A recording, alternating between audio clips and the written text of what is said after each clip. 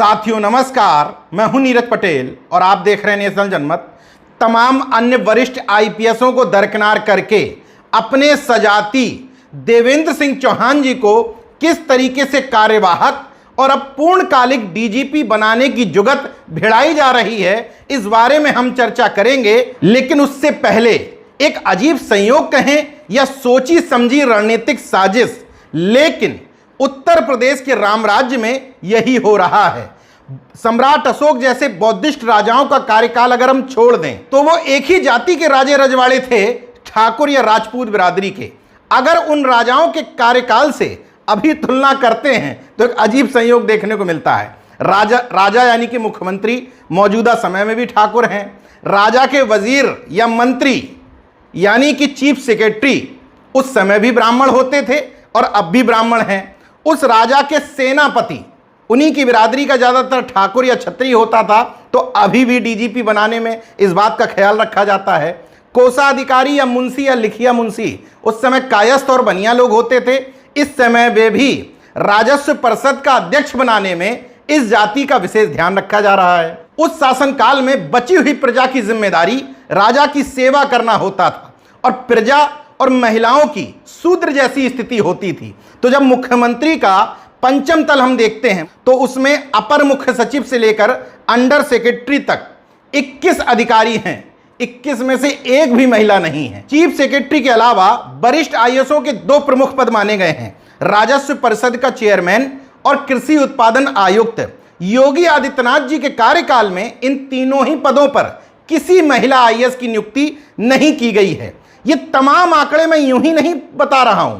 Chief secretary यानी कि उस समय के मंत्री का पद योगी आदित्यनाथ के कार्यकाल में एक ही जाति के लिए रिजर्व करके रखा गया। 2017 में सरकार बनने के बाद सबसे पहले चीफ सेक्रेटरी बनाए गए अनूप चंद्र पांडे। उस समय 14 वरिष्ठ आईएएसओं को दरकिनार किया था। रिटायरमेंट से पहले सेवा विस्तार दे दिया गया। रिटायर्ड हुए तो भारत निर्वाचन आयोग में निर्वाचन आयुक्त के पद पर बैठाल दिया गया। इसके बाद राजेंद्र कुमार तिवारी को कार्यवाहक चीफ सेक्रेटरी बना दिया गया। इसके बाद इन्हीं को पूर्णकालिक चीफ सेक्रेटरी बना दिया गया। इनका कार्यकाल खत्म होता उससे पहले अचानक से केंद्र से अवतरित हुए दुर्गा शंकर मिश्रा और अपने रिटायरमेंट से एक दिन पहले ही 6 महीने का सेवा विस्तार देते हुए उत्तर प्रदेश के चीफ सेक्रेटरी के तौर पर इनको थोप दिया गया। ध्यान दीजिएगा, क्योंकि उस समय मंत्री या वजीर का पद ब्राह्मण के लिए आरक्षित था, तो अभी चीफ सेक्रेटरी का पद ब्राह्मण के लिए आरक्षित किया गया है। और इस चक्कर में तमाम सारे कायस्थ और बनिया बिरादरी के आईएएसओं को नुकसान उठाना पड़ा। इन तीनों ब्राह्मण चीफ सेक्रेटरी को सेवा विस्तार और कार्यवाहक चीफ सेक्रेटरी बनाने से देखिए कितने लोगों का हक मारा गया। प्रवीर कुमार 1984 बैच के आईएएस हुआ करते थे, कायस्थ बिरादरी के। अविनाश कुमार श्रीवास्तव, संजय अग्रवाल बनिया बिरादरी के, शालिनी प्रसाद कायस्थ बिरादरी की, मोहम्मद इफ्तिखारुद्दीन, खैर उनको तो बना ही नहीं जाता, आलोक टंडन खत्री बिरादरी के, आलोक सिन्हा कायस्थ बिरादरी के, मुकुल सिंघल बनिया बिरादरी के। इन तमाम सारे लोगों को चीफ सेक्रेटरी ना बनाना पड़े, इसलिए इन तीनों लोगों को कभी सेवा विस्तार दिया गया, कभी कार्यवाहक बना दिया गया। अब बात करते हैं राजस्व परिषद के चेयरमैन की। ब्यूरोक्रेसी में यह बात कही जाती है कि जिसको राजस्व परिषद का चेयरमैन बना दिया गया, समझ लो उसको चीफ सेक्रेटरी नहीं बनाया जाएगा। चीफ सेक्रेटरी के इक्विवेलेंट राजस्व परिषद का चेयरमैन पद कहना एक झुंझुने की तरह है। तो राजस्व परिषद के चेयरमैन में देखिए प्रवीर कुमार बने सरकार बनने के बाद कायस्थ बिरादरी के। इसके बाद हालांकि दीपक त्रिवेदी बने कुछ समय के लिए, लेकिन फिर मुकुल सिंघल बना दिए गए, बनिया वर्ग से आते हैं। फिर मौजूदा समय में संजीव मित्तल हैं, ये भी वैश्य यानी कि बनिया बिरादरी से आते हैं। अब बात करते हैं उस पद की जिसके लिए पूरी भूमिका बांधनी पड़ी, उस समय के सेनापति यानी कि मौजूदा समय के डीजीपी की। सरकार बनती है, सबसे पहले सुलखान सिंह तमाम वरिष्ठ आईपीएसओं को दरकिनार करके डीजीपी बनाए जाते हैं। सीएम के सजाती हैं, हालांकि ईमानदार कहे जाते थे, लेकिन उनका कार्यकाल लॉ एंड ऑर्डर के हिसाब से बहुत अच्छा नहीं कहा जाएगा। 5 महीने में रिटायरमेंट होना था, लेकिन रिटायरमेंट से पहले ही योगी आदित्यनाथ जी ने केंद्र में अर्जी लगा दी कि इनको सेवा विस्तार दे दो। लास्ट दिन तक जब केंद्र से लेटर नहीं आया तो सेवानिवृत्ति की विदाई भी दे दी गई। इसके बाद लेटर आया, फिर 3 महीने इनका कार्यकाल बढ़ा। 8 महीने उत्तर प्रदेश के डीजीपी रहे। चूंकि सजाती थे तो रिटायरमेंट के बाद भी पुलिस सुधार आयोग का चेयरमैन बना दिया गया। इसके बाद केंद्रीय प्रतिनियुक्ति से वापस बुला करके अपने ही सजाती ओपी सिंह जी को उत्तर प्रदेश का डीजीपी बनाया। डीजीपी रहते हुए तमाम आरोपों से घिरे रहे, लेकिन 2 साल 1 महीने का कार्यकाल गुजारने में सफल रहे। हालांकि कयास लगाए जा रहे थे कि इनको भी सेवा विस्तार मिल जाएगा, लेकिन अंदर खाने लोग बताते हैं कि केंद्र से हरी झंडी नहीं मिल पाई। लगातार 2 डीजीपी ठाकुर बनने से ब्राह्मणवादी मीडिया को तकलीफ हो गई। उत्तर प्रदेश में लॉ एंड ऑर्डर खराब होने की खबरें चलाई जाने लगी। तो पहले तो चीफ सेक्रेटरी का पद रिजर्व किया गया ब्राह्मणों के लिए, फिर एसीएस होम अवनीश चंद्र अवस्थी को बनाया गया। इसके बाद एससी अवस्थी को कार्यवाहक डीजीपी बनाया गया। इसके बाद इनको पूर्णकालिक भी कर दिया गया। 1 साल 5 महीने तक ये उत्तर प्रदेश के डीजीपी रहे। कार्यकाल बहुत अच्छा नहीं कहा जा सकता। इस सरकार में एक नया ट्रेंड शुरू हुआ है, कार्यवाहक डीजीपी और कार्यवाहक चीफ सेक्रेटरी। जब इतने सारे अधिकारी मौजूद हैं तो ये कार्यवाहक का फॉर्मूला क्यों? इसके बाद मुकुल गोयल बनाए गए थे। 9 महीने में ही 1987 बैच के मुकुल गोयल को हटा करके तमाम वरिष्ठ आईपीएसों को दरकिनार करके अपने करीबी और सजाती 1988 बैच के देवेंद्र सिंह चौहान को कार्यवाहक डीजीपी बना दिया गया। अब पूरा खेल और क्रोनोलॉजी इसी कार्यवाहक शब्द के पीछे छुपी हुई है। दरअसल केंद्र को अगर जून में पैनल भेज दिया जाता डीजीपी बनाने के लिए तो उसमें 3 आईपीएस वरिष्ठ रहते।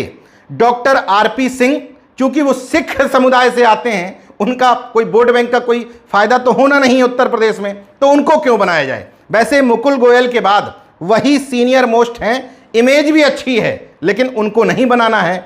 विश्वजीत महापात्रा चूंकि जुलाई में रिटायर्ड हो रहे हैं, नियम यह है कि अगर किसी की सेवानिवृत्ति 6 महीने से कम बची है तो उसका नाम ना भेजा जाए, तो ये तो लिस्ट से आउट है। लेकिन इसके बाद नाम भेजना पड़ता गोपाल लाल मीणा यानी कि जीएल मीणा का। ये भी 87 बैच के आईपीएस ऑफिसर हैं। इसके बाद 88 बैच में अगर किसी का नाम आता है तो वह है डॉक्टर राजकुमार विश्वकर्मा। मौजूदा समय में पुलिस भर्ती बोर्ड के डीजी हैं। अगर ये ईमानदार और कर्तव्यनिष्ठ नहीं है तो इतने महत्वपूर्ण पद पर क्यों बैठाला गया है? और अगर हैं तो इनको दरकिनार करके उनसे नीचे देवेंद्र सिंह चौहान को कार्यवाहक और पूर्णकालिक बनाने की साजिश क्यों की जा रही है? उनके नीचे नाम आते हैं अनिल कुमार अग्रवाल, आनंद कुमार, विजय कुमार। इन 8 नामों में महज एक सजाती हैं देवेंद्र सिंह चौहान, तो उन्हीं को बनाने के लिए क्रोनोलॉजी फिट की जा रही है। और क्रोनोलॉजी ये है कि अगर जून में नाम जाता तो उसमें जीएल मीणा का भी नाम भेजना पड़ता, लेकिन जुलाई में अगर नाम जाएगा तो जीएल मीणा के सेवानिवृत्ति 6 महीने से कम रह जाएगी जुलाई में। तब जो 3 नाम भेजे जाएंगे उनमें आरपी सिंह, राजकुमार विश्वकर्मा और देवेंद्र सिंह चौहान के होंगे। इसके बाद केंद्र सरकार से कह करके अपना मन मुताबिक डीजीपी उत्तर प्रदेश में बनवा लिया जाएगा। और अगर सरकार इतना भी इंतजार नहीं करना चाहती तो उसके लिए 2 हथकंडे और अपनाए जा सकते हैं। इन तमाम लोगों में जो सीनियर हैं, चाहे आरपी सिंह हो, जीएल मीणा हो, राजकुमार विश्वकर्मा हो, या तो इनको जांच के लपेटे में लाया जाए या इनमें से किसी को दबाव बना करके अनिवार्य सेवानिवृत्ति दिलवा दी जाए, तभी देवेंद्र सिंह चौहान का नाम उस पैनल लिस्ट में भेजा जा सकता है। अब सरकार मुख्यमंत्री जी के चहेते और सजाती आईपीएस को डीजीपी बनवाने के लिए कौन सा हथकंडा अपनाएगी ये तो वक्त ही बताएगा। लेकिन इतना मैं दावे के साथ कह सकता हूं कि पैनल में नाम जुलाई के बाद भेजे जाएंगे, तब तक इन्हीं को कार्यवाहक डीजीपी बना करके रखा जाएगा। ये अनुमान नेशनल जनमत यूं ही नहीं लगा रहा है। मुख्यमंत्री योगी आदित्यनाथ जी की अभी तक की कार्यशैली को देखते हुए यह दावा पुख्ता तौर पे सही साबित हो सकता है, क्योंकि जब मुख्य सूचना आयुक्त बनाने की बारी आई तो अपने ही सजाती पूर्व आईपीएस भावेश कुमार को उस पद पर बैठाला गया। प्रमोटी आईएएस जो बनाए गए हैं जिलों में, उनमें भी अपने सजाती आईएएस और पुलिस कप्तानों में प्रमोटी आईपीएस का विशेष ख्याल रखा गया है। मैं किसी के कार्यकाल को अच्छा या बुरा होने का सर्टिफिकेट नहीं दे रहा, लेकिन सपा सरकार पर लगातार जातिवादी और यादववादी होने के आरोप लगे। इस आधार पर मैं कहना चाहता हूं कि योगी आदित्यनाथ जी के राष्ट्रवादी कार्यकाल में तकरीबन 5 साल 3 महीने में 3 साल से ऊपर उनके सजाती डीजीपी रहे, या यूं कहें 5 में से 3 डीजीपी उन्हीं के जाति के रहे। वहीं दूसरी तरफ अखिलेश यादव के जातिवादी 5 साल के कार्यकाल में 8 डीजीपी बने, जिनमें 6 जातियों के लोग थे, और अखिलेश यादव के अपने सजाती जगमोहन यादव महज 6 महीने डीजीपी रहे।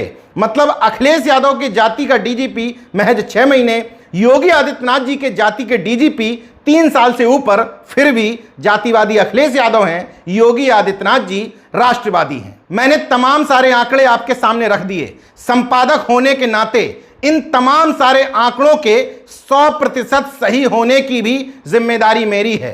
फैसला आपको लेना है। सवर्णवाद और सबका साथ सबका विकास के नाम पर महज 1 या 2 जातियों का विकास कौन कर रहा है, अपनी आंखों से देख लीजिए, समझ लीजिए। देखते रहिए नेशन जनमत, जागरूक और सजग बने रहिए। जय विज्ञान, जय संविधान, जय लोकतंत्र। धन्यवाद।